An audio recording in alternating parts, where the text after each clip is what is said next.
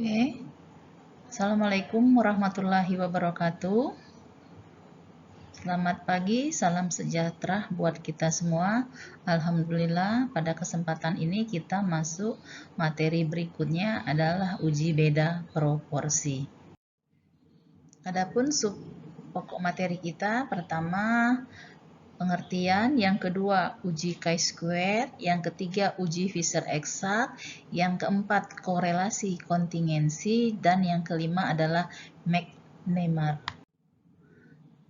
Pengertian, uji beda proporsi merupakan uji hipotesis yang menganalisis perbedaan atau hubungan antara dua kelompok dengan memeriksa proporsi item-item dalam setiap kelompok yang berada dalam kategori tertentu.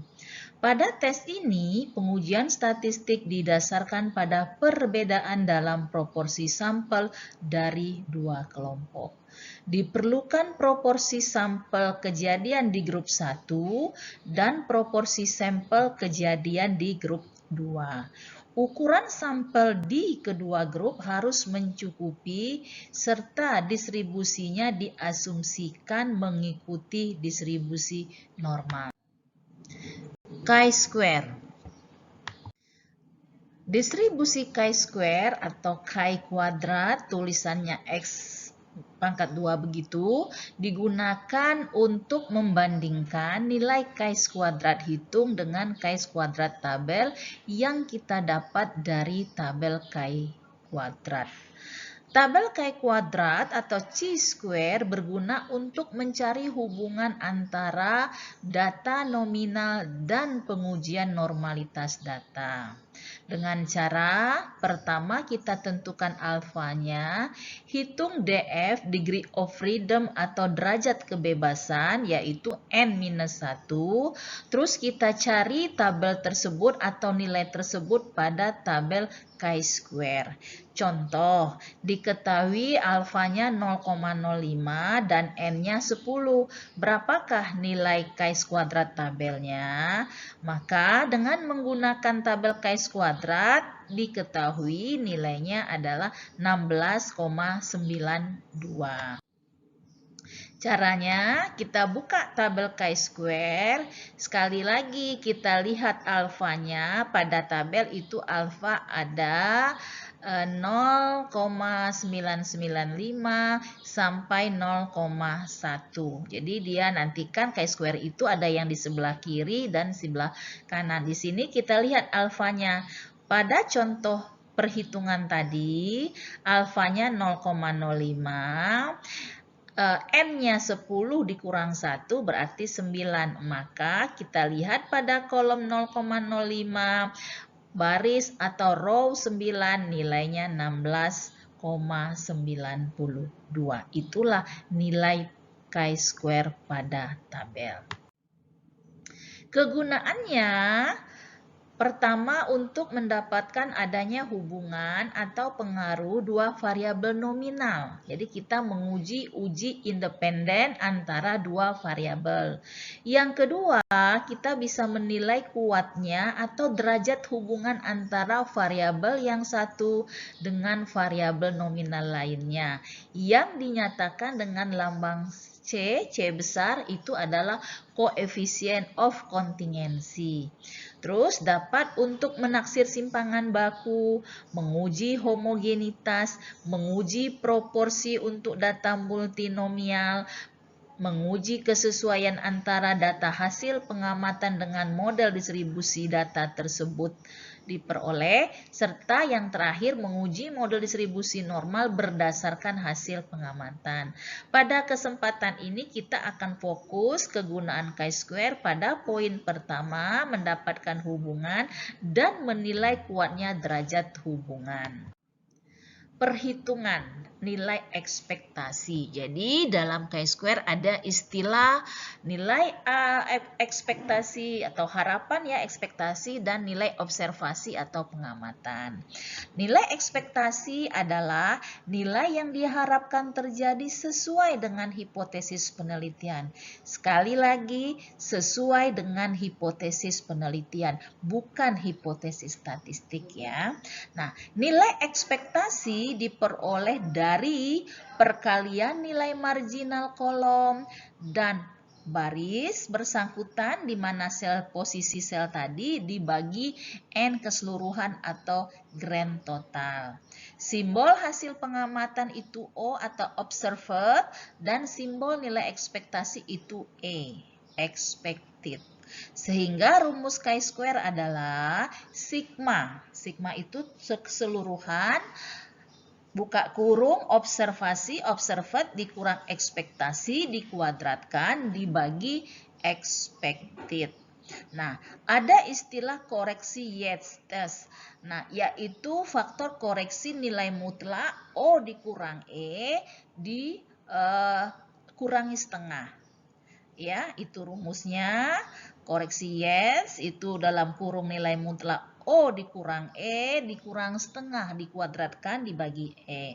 Ini berlaku jika tabel 2x2 nilai ekspektasinya kurang dari 5, derajat kebebasannya 1, dan sampel sangat kecil. Jadi nanti kalau kita punya sampel 2 atau 3, nah kita harus membuat koreksi Yates ini. Nah, selanjutnya langkah apa kalau kita mau menguji independensi dua variabel? Pertama, ya, buat dulu chi-square dengan tabel kontingensi 2x2. Jangan lupa tulis H0 dan HA alternatif dalam bentuk kalimat. Seperti langkah sebelumnya. H0 apa? Tidak ada hubungan yang signifikan antara variabel X dan Y. Sekali lagi, X itu variabel independen, Y itu variabel dependen. HA ada hubungan yang signifikan atau bermakna. Signifikan itu artinya bermakna antara X dan Y. Nah, yang ke B, tulis H0 dan HA dalam bentuk statistik. Ya, hal ini jangan dilupakan. Jadi H0-nya chi-square sama dengan 0, HA-nya chi-square tidak sama dengan 0. Ingat, kalian sudah beberapa uji hipotesis, ANOVA, ya, dependency test, independency test, kalimat, dan penulisan statistiknya itu hal yang berbeda. Nah, buat tabel kontingensi. Nah, di sini misalnya 2x2. Kebetulan variabel independennya itu terdiri dari sub 1, sub 2. Dependennya juga seperti itu. Tidak menutup kemungkinan variabel independen atau dependen lebih dari 2. Misalnya status gizi. Status gizi itu kan ada underweight, ada normal, ada overweight, ada obesitas. Nah, atau kalau di data kelas kita kan golongan darah itu lebih dari 2 gitu. Ya, ada A, B, AB, dan jadi tidak menutup kemungkinan. Maka kalian pahami dulu kalau fokusnya di misalkan 2x2. Nah, ini kita lihat variabel independen hasil ukurnya apa? Selalu yang kode 0 yang negatif yang tidak kita ingin bagian atas atau kode terendah. Hal yang kita inginkan itu kodenya lebih besar atau di baris kedua. Begitu juga variabel dependen. Posisi 0-nya selebih kiri dan kanan hal yang positif itu 1. Seperti contohnya, kalau kita mau tadi anemia, maka anemia kode 0, tidak anemia kode 1. Status gizi, tidak normal 0, normal 1. Aktivitas fisik, baik itu 1, tidak baik itu 0. Jadi hal-hal yang tidak kita inginkan itu selalu kodenya 0. Coba kita lihat seperti ini ya. Baris 1 dan A dan B, kolom 1 dan 2 Romawi. Jadi NA ini diperoleh dari A ditambah B. Marginal baris namanya ini ya, marginal baris itu diperoleh dari C ditambah D. Kolom A ditambah C, B ditambah D. Pahami dulu konsepnya. Kalau A, B, C, D ini hanya simbol, tidak menutup kemungkinan nanti diganti P, Q, R, S, atau MNOP. Nah, kalian pahami dulu bahwa marginal baris ini pertambahan ini dengan ini. Marginal baris kedua artinya baris kedua kolom 1 ditambah baris kedua kolom 2. Cara perpotongan ini adalah baris dan kolom itu biasanya disebut dengan sel. Jadi ini ada 2 baris dan 2 kolom. Setiap kotak perpotongan itu disebut sel. Setiap kolom berisi satu subvariabel. Kan ini subvariabel dan ini subvariabel dari variabel dependen. Yang ini subvariabel 1, 2 dari variabel independen. Nah, selanjutnya kita menghitung nilai chi-square atau chi kuadrat untuk tabel 2 kali 2. Ini rumusnya. N itu artinya total keseluruhan dikali A1 berarti sel 1. Terus dikali baris 2. Nah, begitu nanti 3. Nah, kita agak susah menghafal rumus ini. Maka kalau saya secara pribadi menganjurkan menggunakan ini. Karena kita mau 2, mau 3, kita lebih mudah. Karena kita pahami konsepnya. Selanjutnya kita tetapkan taraf alfanya. Maukah 0,05, 0,025, atau 0,1. Ya. Terus tentukan kriteria pengujian chi kuadrat hitung. Sekali lagi kalau berdasarkan nilai hitung, H0 itu ditolak jika nilai chi kuadrat hitung lebih besar dari chi kuadrat tabel. Kebalikannya kalau kita menggunakan aplikasi, nilai P kurang dari 0,05 justru itu yang H0-nya ditolak. Selanjutnya, seperti langkah chi-square awal tadi, cari di tabel. Cuman karena ini 2 proporsi, maka DK-nya atau degree of freedom-nya bukan N-1, tapi baris dikurang 1 dikali kolom kurang 1. Nanti ada berapa baris? Kalau dia 2, 2 kurang 1, kolom 2, 2 kurang 1. Ya, terus kita bandingkan dan kita buat kesimpulan. Nah, ini contoh soalnya. Misal diketahui jumlah wanita yang HB lebih dari 11 artinya normal, tidak anemia, berjumlah 47 orang, dan yang kurang dari 11 artinya anemia, ada 62 orang. Sementara pria HB-nya yang lebih dari 11 artinya normal 58 dan yang anemia 39.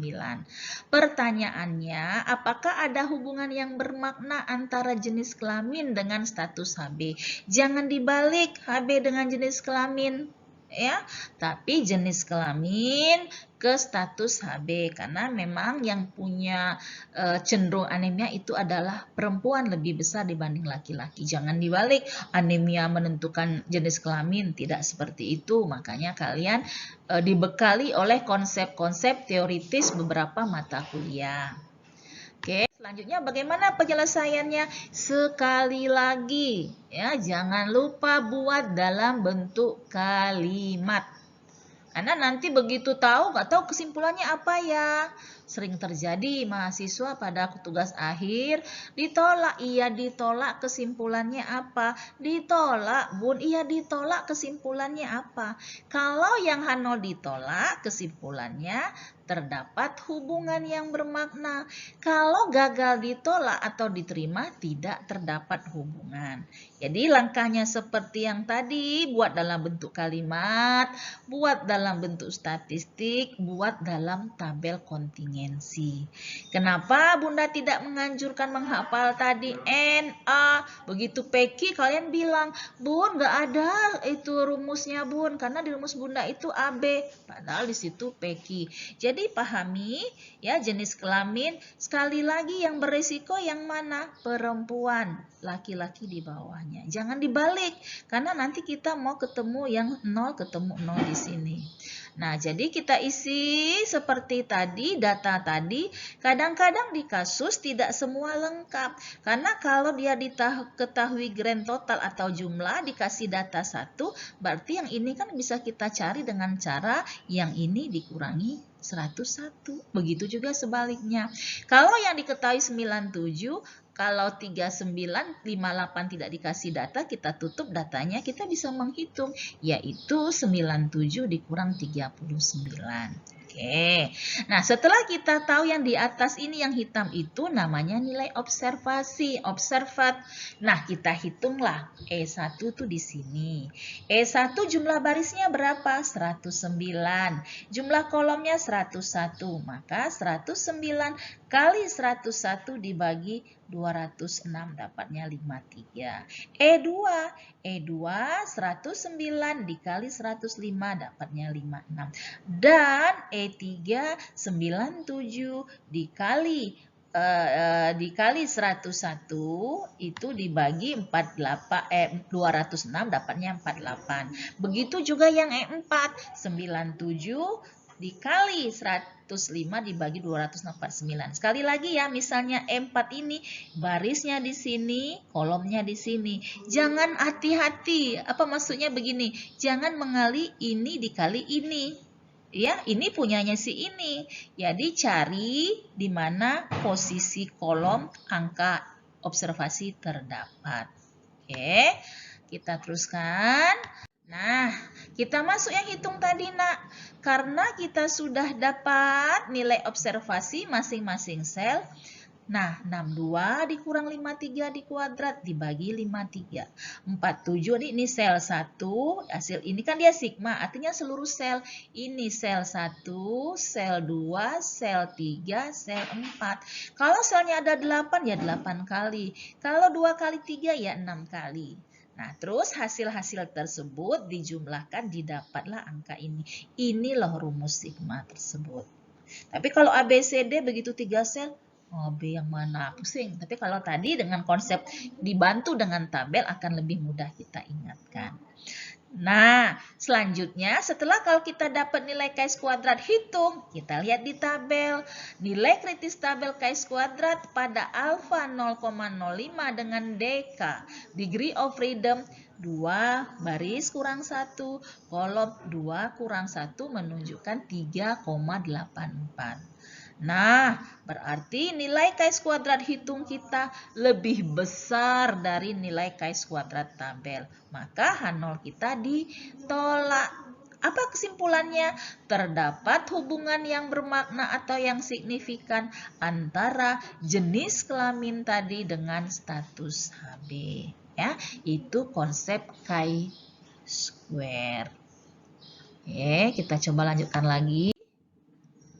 Nah, kita akan melihat karena dia signifikan berhubungan, bagaimana derajat hubungannya. Nah, ini ada rumusnya, KS kuadrat maksimalnya. Kita masukkan nilai KS kuadratnya, N-nya 206 didapat 0,17.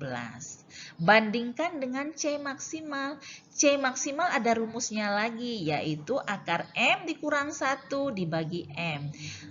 M itu apa Ibu? M itu adalah jumlah kolom dan baris. Yang maksimal apa? 2 kan? Maka kita ambil 2.